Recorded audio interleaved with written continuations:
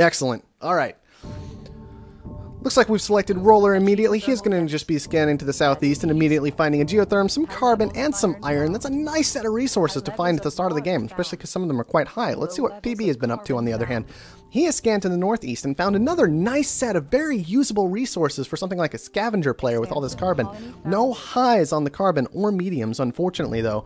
So that's going to keep PB exploring around for a little while, whereas Roller has decided he wants to take advantage of this solid clump of water with good iron nearby. And he is just going to immediately, found right next to it, get down a couple steel mills and that nice little iron mine. PB has opted to go for scavenger. This is no surprise for PB. PB, a very strong scavenger player, makes very strong use of the black market in almost every game we see him. However, the advantage right now does have to go over toward Roller, where he has gotten down first. He has down that steel production that's going to allow him to push to an expansion quite easily, potentially.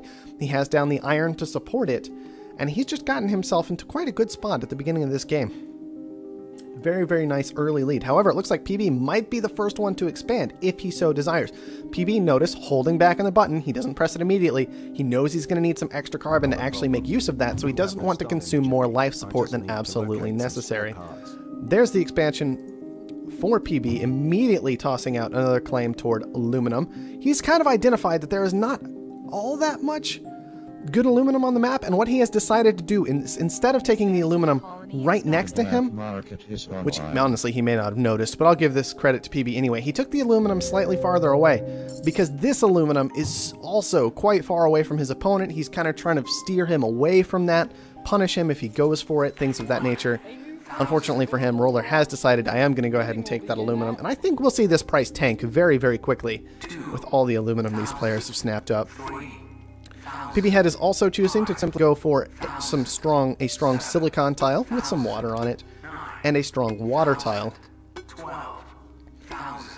Alright, claim auction coming out. What are we going to have? 16,000 over to PB. Claim auction is certainly worth a bit more than 16,000. It looks like Roller does not want to push for the 18,000 required in debt in order to take up that claim. So that's going to be a nice, quick, extra claim on over to PB. That actually keeps him ahead on claims of Roller.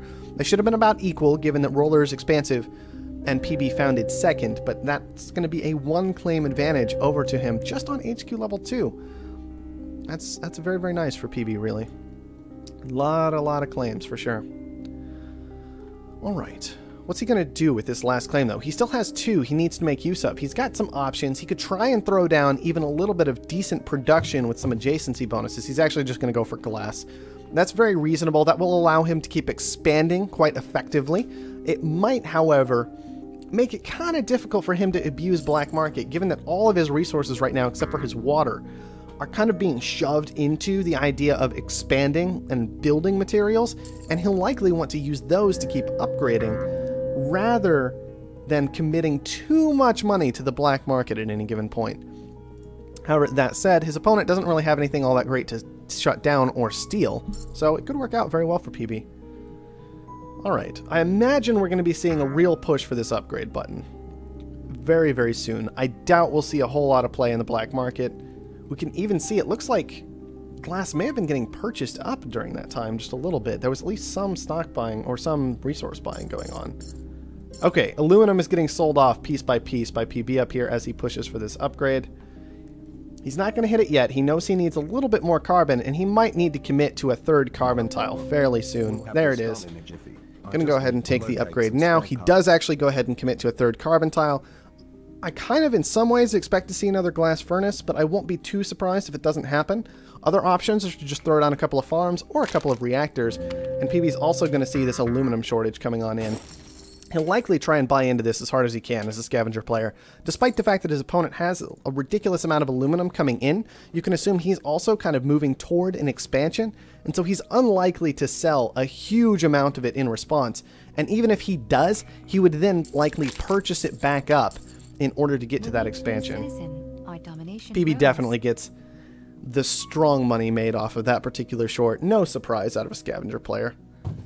Going ahead and abusing that rather well. So, Roller has also hit HQ level 3 now. He is committing to 1 additional steel mill. Probably a strong decision, given that his steel has not been particularly efficient so far this game, and it's possibly been restricting his expansion a bit.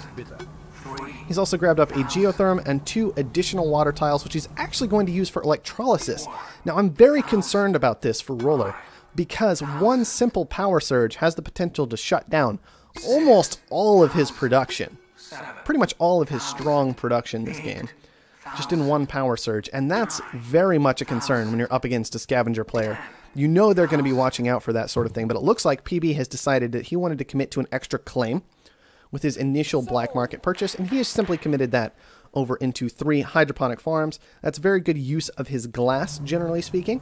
A nice place to commit that money, knowing that glass's price, if he sells off too much glass, the price is going to tank very, very quickly, right? And so he doesn't want to have to sell glass if he can find something else to do with it. I forgot to disable my overlay for all of this. Oh well, I'll fix it after this game.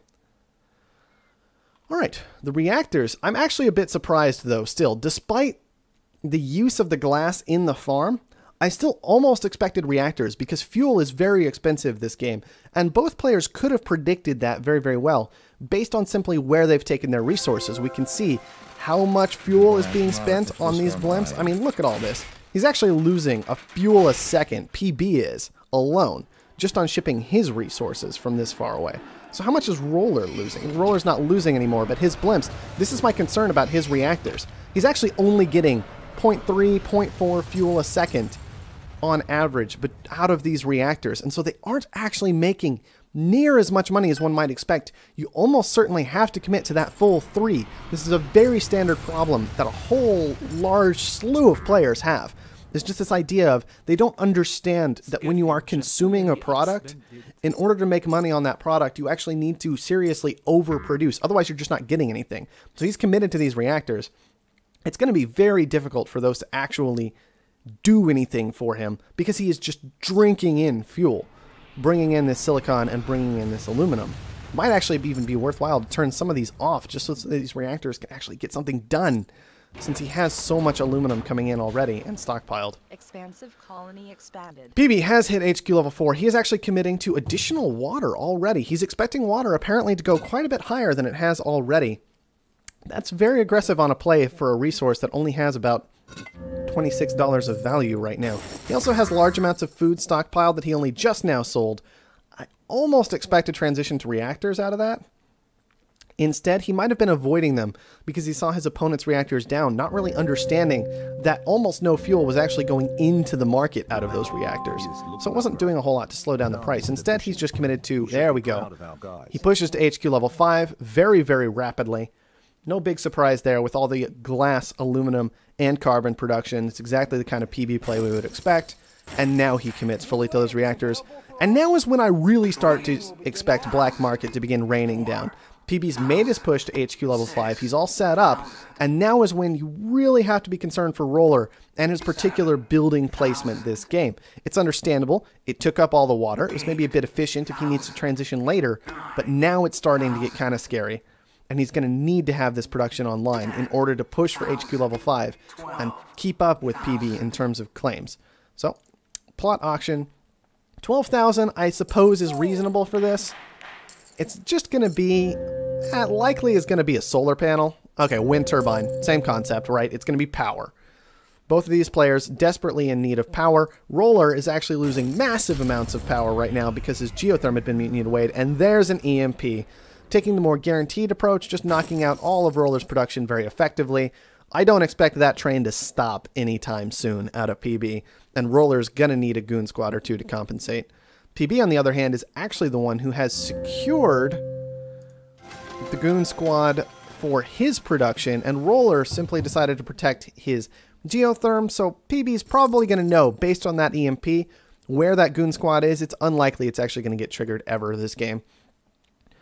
Now, one thing to say for Roller is at least when his buildings are turned off, he's not consuming massive amounts of power, so he's not getting lots and lots of debt. Certainly something one needs to consider. However, PB, he's pushed up to that 24,000 funds.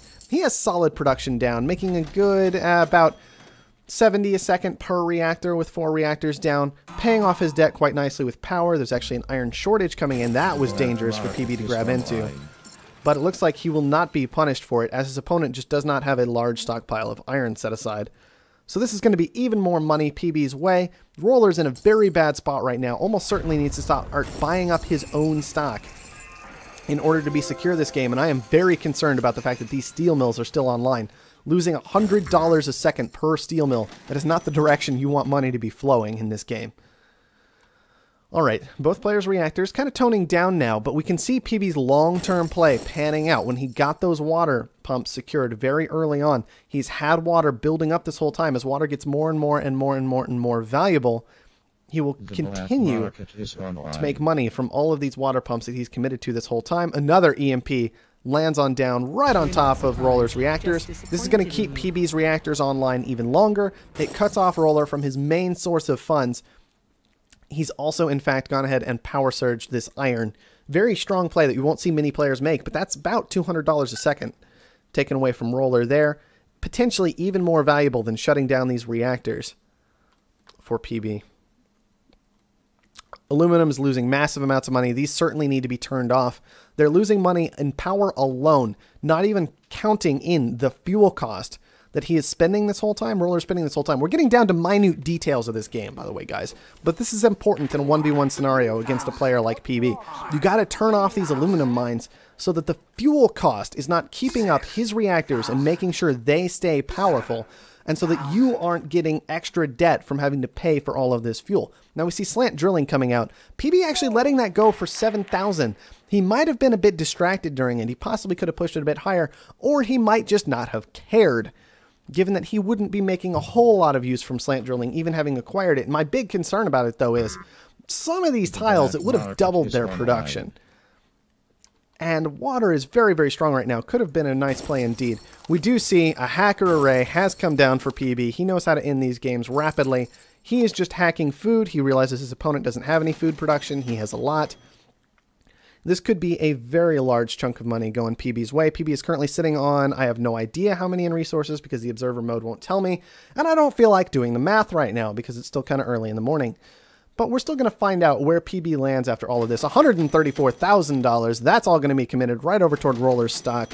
Not sure exactly how much is needed to finish out this game. $154,000 is what's necessary for the full buyout at the moment. I don't know if PB can quite push for the whole thing, but it's certainly going to be close.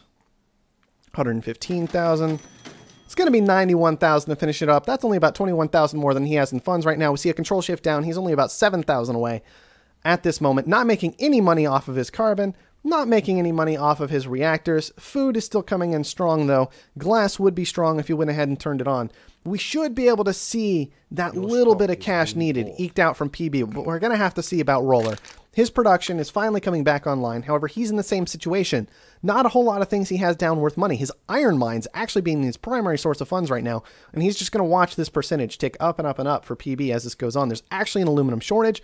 Roller has none of that saved up, but PB doesn't know that for sure. We're going to see the control shift down and the buy from PB. That's going to be the game.